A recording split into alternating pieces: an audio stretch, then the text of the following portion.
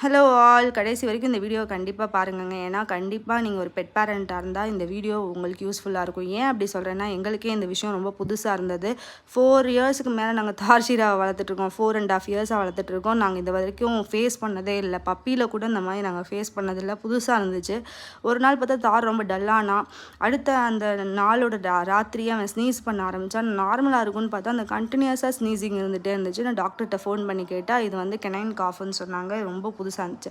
நீங்கள் கமெண்ட் செக்ஷனில் சொல்லுங்கள். இதை பற்றி ஒரு பெரிய வீடியோ வந்து கண்டிப்பாக போடுறேன்.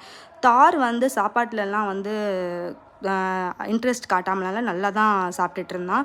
ஆனால் இவனுக்கு டேரெக்டாகவே ஸ்னீசிங் ஆரம்பிச்சிச்சு. ரொம்ப வந்து ஸ்னீஸ் பண்ணி வாமிட் தான் எடுக்கிற மாதிரி இருந்துச்சு. ஷீராக்கும் இதே மாதிரி தான். இவனுக்கு 2 வீக்ஸ் அந்த முடியுது, ஷீராக்கு ஸ்டார்ட் ஆகுது. ஷீராக்கு எப்படி ஸ்டார்ட் ஆகுதுன்னா இந்த மாதிரி நெறிக்கட்டியோட ஸ்டார்ட் ஆச்சு. கடைசியாக தான் ஸ்னீசிங் இருந்துச்சு. கண்டிப்பாக இந்த வீடியோவை வந்து பெருசாக சொல்லுங்கள் அப்படின்னு சொன்னீங்கன்னா கமெண்ட் செக்ஷனில்